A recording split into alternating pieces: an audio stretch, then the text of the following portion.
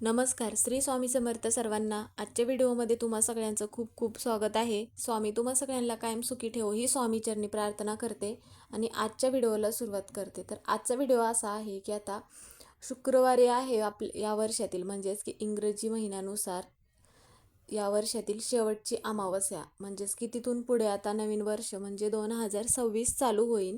तर या वर्षातील शेवटची अमावस्या असल्यामुळे आपल्या घरामध्ये म्हणा एखादी व्यक्ती अशी असते की त्या व्यक्तीला सतत काय ना काय अडचणी निर्माण होतात किंवा त्या व्यक्तीचं काम जे आहे तर त्या कामात अडथळे निर्माण होत झाल्यामुळे ते काम दरवेळेस कोणत्या ना कोणत्या कारणाने काम होत नसेल किंवा एखादी कठीण इच्छा आहे त्या व्यक्तीची, ती इच्छा पूर्ण होत नाही, खूप दिवस झाला प्रयत्न करत आहे. अशा ज्या अडचणी आहेत तर त्या बऱ्याच वेळा घरामध्ये घडत असतात. पण आपण आपल्या घरामध्ये ज्या समस्या आहेत, अडचणी आहेत तर त्या दूर होण्यासाठी बरेच उपाय म्हणा किंवा कोणत्या सेवा आपण करत असतो. पण प्रत्येकाला अमावस्या म्हटलं की सगळ्यांना हा खूप भीतीचा दिवस वाटत असतो. कारण की नकारात्मक शक्तीचा प्रभाव घरातील जी आजारी व्यक्ती असते तर त्या व्यक्तीवर खूप लवकर पडत असतो. घरातील नकारात्मकता, पितृदोष, वास्तुदोष घालवण्यासाठी आपण अमावस्या हा जो दिवस आहे तर तो खूप प्रभावी दिवस मानला जातो. पण बऱ्यापैकी लोकांना अमावस्या म्हटलं की भीतीचा दिवस वाटत असतो. तर आपल्या घरातील हे सगळे दोष दूर करण्यासाठी बऱ्याच सेवा, उपाय हे असे असतात की ते आपण केले तर हे सगळे दोष जे आहेत तर ते दूर होत असतात. त्यामुळे प्रत्येक सेवेसाठी म्हणा किंवा प्रत्येक जो कोणता दोष आहे तर त्या प्रत्येक दोषांसाठी वेगवेगळी सेवा, उपाय करणे महत्त्वाचे असते. आता घरामध्ये जे या प्रकारचे जर दोष असतील तर हे दोष दूर होण्यासाठी अमावस्येला काही उपाय सेवा कराव्या लागतात. आपल्या घराची, आपल्या मुलांची, आपल्या कुटुंबाची प्रगती होत नसेल, घरामध्ये पैसा टिकून राहत नसेल तर आपण अमावस्येच्या दिवशी काही उपाय केले किंवा आपली जी कोणती इच्छा आहे तर ती इच्छा पूर्ण व्हावी असे प्रत्येकाला वाटत असते. प्रत्येक व्यक्ती खूप कष्ट करत असतो. असा एकही व्यक्ती नाही की ती मेहनत करत नाही, की फक्त आपण काही उपायांनी सेवा केल्या तरच मग आपल्याला आपल्या इच्छा पूर्ण होतात का? तर असे नाही की आपण सेवा उपाय करण्याबरोबरच आपली जी मेहनत आहे तर ते चालू ठेवली पाहिजे, तरच आपल्याला त्यामध्ये मग यश मिळू शकते. तर आता ही जी अमावस्या आहे तर ही अमावस्या खूप महत्त्वाची मानली जाते. त्या अमावस्येच्या दिवशी आपण आंब्यांच्या पानांचा काही उपाय करायचा आहे. तर हा उपाय केल्यामुळे आपल्या आयुष्याचं सोनं तर होणारच आहे. आपली जी कोणती इच्छा असेल तर ती इच्छा पण पूर्ण होईल. त्याबद्दलचीच माहिती आपण आजच्या व्हिडिओमध्ये घेणार आहोत. व्हिडिओ शेवटपर्यंत बघा म्हणजे माहिती तुम्हाला पूर्णपणे समजेल. व्हिडिओ आवडला तर व्हिडिओला लाईक करा. चॅनलवर नवीन असेल तर चॅनलला सबस्क्राईब करा. आता बऱ्याच वेळा काय होतं की आपण कोणतेही सेवा, उपाय केले आणि मग आपले जे कोणतं काम आहे ते काम पूर्ण होत नसेल तर असा प्रश्न पडत असतो की आपण ह्या सेवा, उपाय केल्या तरीही आपलं काम पूर्ण होत नाही. तर असे नाही की आपल्या घरामध्ये जर नकारात्मकता असेल तर मग त्यावेळेस मग आपण कोणतंही काम करत असेल तर ते काम कसं पूर्ण होणार?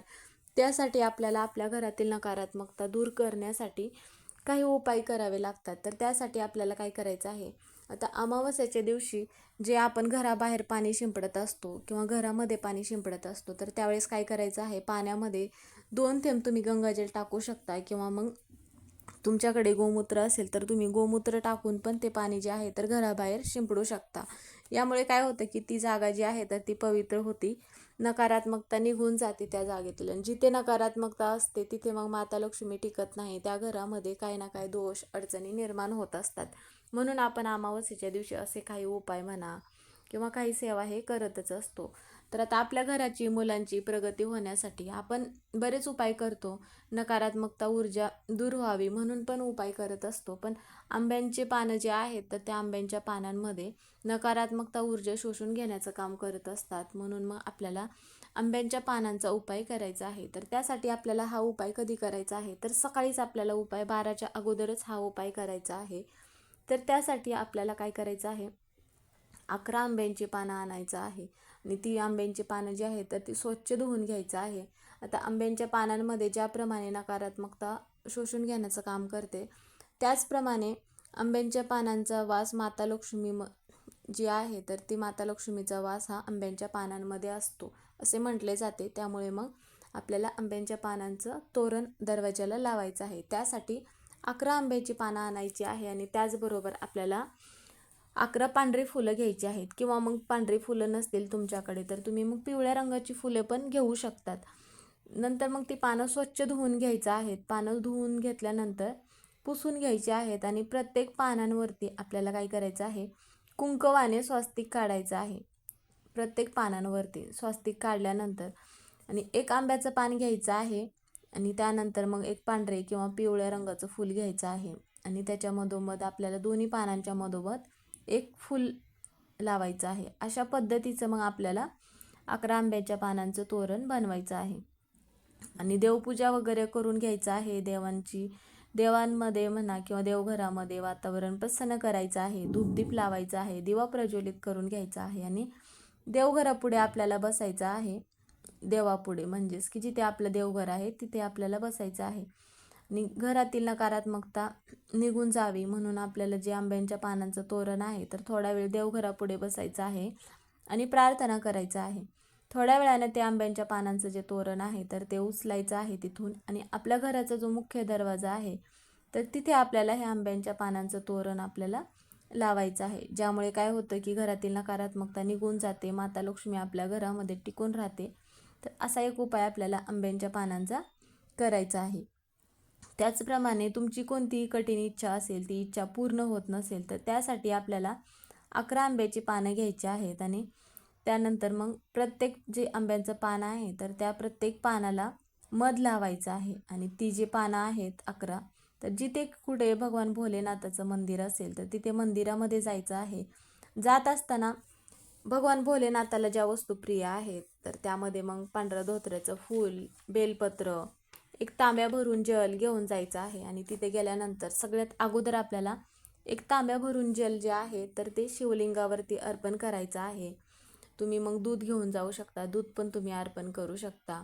त्यानंतर मग बेलपत्र अर्पण करायचं आहे आणि नंतर मग आपण जे 11 आंब्याचे पानं घेऊन गेले आहेत तर ते मग आपल्याला काय करायचं आहे, ओम नमः शिवाय असा मंत्र म्हणायचा आहे आणि भगवान भोलेनाथाची अशोक सुंदरीची जिथे जागा आहे तर त्या जागेवरती आपल्याला ही जी पानं आहेत तर ही पानं आपल्याला अर्पण करायचं आहे आणि तुमची जी कोणती इच्छा असेल तर ती इच्छा भगवान भोलेनाथाला सांगायचं आहे आणि ओम नमः शिवाय, ओम नमः शिवाय असा 21 वेळा म्हणा किंवा 108 वेळा मंत्र म्हणायचा आहे तिथे बसून आपल्याला.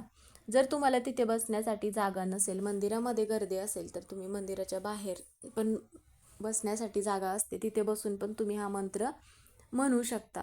तर असा जो हा 11 आंब्यांच्या पानांचा उपाय आहे, हा उपाय आपण मंदिरामध्ये केल्यानंतर आपली जी इच्छा असेल ती इच्छा भगवान भोलेनाथ नक्की पूर्ण करतात. त्याचप्रमाणे आपल्याला काय करायचं आहे, भगवान भोलेनाथाला काळे तीळ अर्पण करायचं आहे. यामुळे काय होते की घरातील आपल्या ज्या पैशाच्या अडचणी आहेत तर त्या अडचणी पण दूर होतात असे म्हटले जाते. म्हणून मग तुम्ही अमावस्येच्या दिवशी आंब्यांचा पानांचा जो हा उपाय आहे तर हा उपाय तुम्ही तुमच्या घरातील ह्या अडचणी, ह्या समस्या दूर होण्यासाठी करू शकता. तुमची पण एखादी कठीण इच्छा असेल तर ती इच्छा पूर्ण होण्यासाठी तुम्ही पण हा उपाय अमावस्येच्या दिवशी करू शकता. कारण की ही जी अमावस्या आहे तर या अमावस्याला सगळ्यात जास्त महत्त्व दिले जातं. कारण की या अमावस्येचं महत्त्व प्रत्येक भागांमध्ये वेगवेगळं आहे. म्हणून मग तुम्ही या अमावस्येला असा उपाय केल्यानंतर ज्या इच्छा आहेत त्या इच्छा पण पूर्ण होतात आणि सगळे दोष दूर होतात. तर मग व्हिडिओ तुम्हाला समजलाच असेल तर व्हिडिओ इथेच संपला. व्हिडिओ कसा वाटला कमेंट करून नक्की सांगा. कमेंटमध्ये श्री स्वामी समर्थ किंवा ओम नमः शिवाय हे लिहायला विसरू नका. व्हिडिओ पूर्ण बघितल्याबद्दल धन्यवाद.